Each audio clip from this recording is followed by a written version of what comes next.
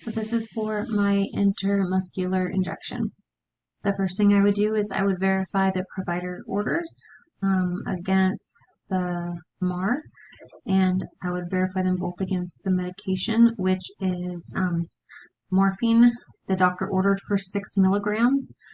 The medication label says that it is a 4 milligram per milliliter pre-filled syringe. So if that were the case, I would be using 1.5 of those syringes, a full mil for the 4 milligrams, and then 0.5 mils for the other 2 milligrams. But because we have a vial, I will be drawing up. It will still be 4 milligrams per milliliter, but I will be drawing up 1.5 milliliters to make a total of 6 milligrams. And so in checking the medication, I would check to make sure that I had the right patient, the right medication, the right dose, the right route, the right time, and then all the documentation was correct. And once I had all of that, I would go ahead and gather my equipment, my supplies, and I would go to my patient's room. I would introduce myself. Good morning, my name is Tiffany. I'm going to be your nurse. I would provide privacy and perform hand hygiene. I would ask the patient to please verify their first and last name and date of birth, and I would check it against their wristband. And then I would go over to the computer where I performed my third check of my 6 rights of medication administration against the medication and the medical health record MAR. And then I would ask my patient if they have any allergies to medications. This includes seasonal allergies, food allergies, drug allergies, and any hypersensitivities that they may have. And if they said no, I would still go ahead and check in the MAR just to make sure there were none listed there.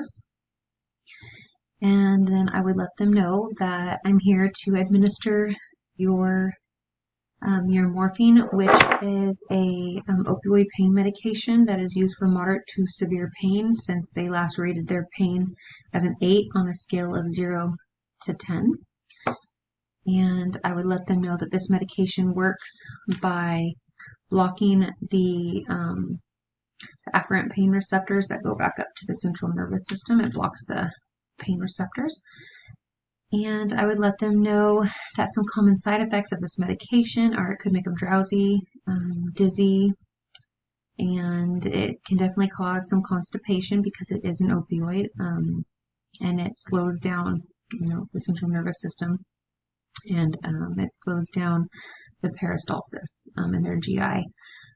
But some adverse effects that they would want to report to the doctor right away is if they had any slowing or difficulty breathing, or if their face starts to swell. I would let them know that this medication is very addictive, and if it is stopped abruptly, it could cause withdrawal symptoms. However, we will be monitoring them very closely in the hospital. And then I would ask them if they had any questions about that. And once I've answered all their questions, then I would go ahead and I would perform my hand hygiene again, and I would put on some clean gloves.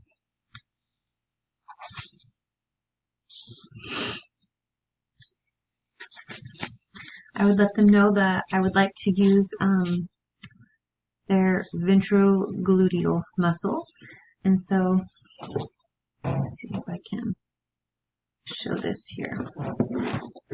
So if this is their ventrogluteal muscle and this is their right, if this is their left side, I would be using my right hand, and I would place the base of my hand against the greater trochanter, which is where the leg bone meets the hip, and then my pointer finger would go towards the anterior iliac spine, and my middle finger would go towards the iliac crest.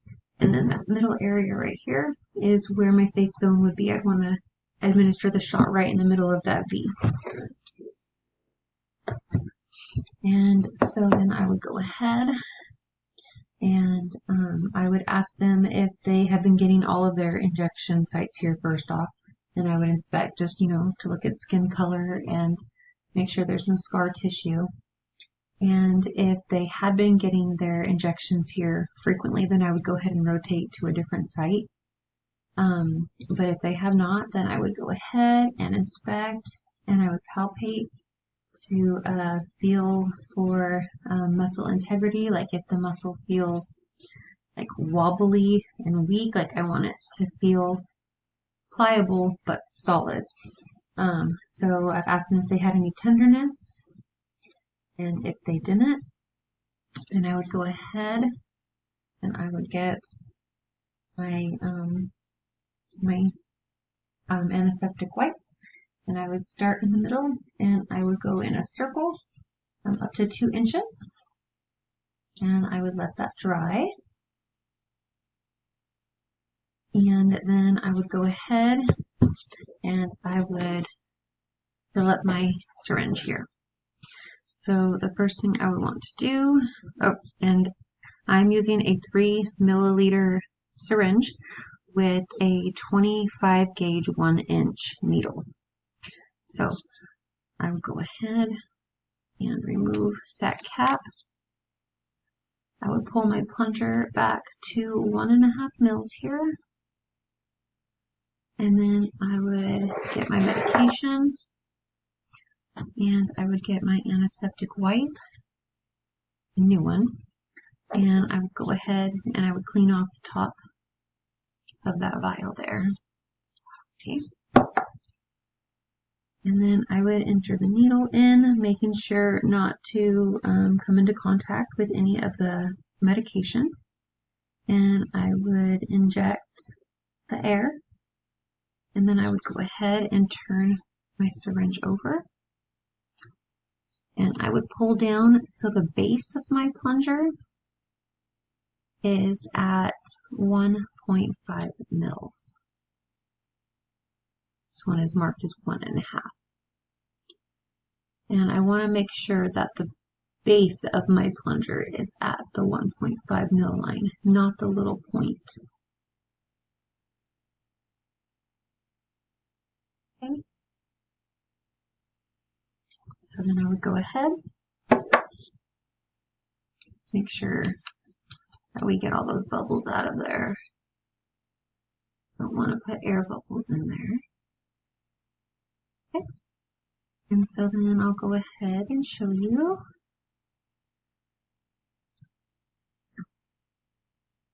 That I am at the 1.5 mil line. Okay. So then I would go ahead and I would re-find my spot with my heel at the greater trochanter, iliac or anterior iliac crest, and iliac spine. So I had my marker, and then I would use my non-dominant hand to pull the skin tight, and I would let them know that they might feel a slight burning or stinging when I inject the medication. And so I would use my ulnar side to, it's kind of hard the way I'm situated here, but I would use my ulnar side of my non-dominant hand to push down on the skin so I can create that Z zigzag. I would put my needle at a 90-degree angle, and I would inject it, and then I want to, keeping my ulnar side down, I want to hold the base of the syringe, and I want to aspirate for 5 to 10 seconds to make sure that I don't get any blood in my syringe, because I don't want to inject into an artery. And if I didn't, then I would go ahead and I would inject the medication, still holding tight down on the skin. And I would inject at 10 seconds per milliliter. So we're doing 1.5 mils. We'd be going 15 seconds to inject this.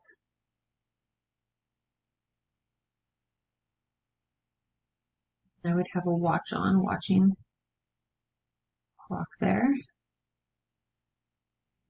And then I would want to wait 10 seconds before I remove the syringe.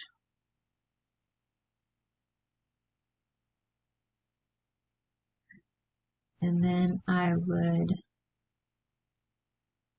pull the syringe out and release the skin so that it creates a Z effect and it blocks it.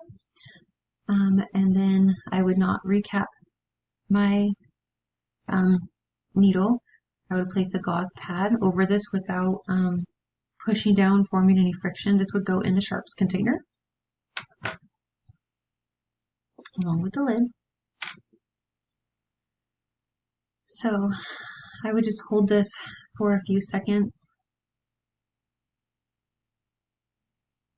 And if I did notice any blood or anything, I would put a band-aid on it, but it looks good. So we'll go ahead and discard that. I would remove my gloves, perform hand hygiene, and I would go ahead and document.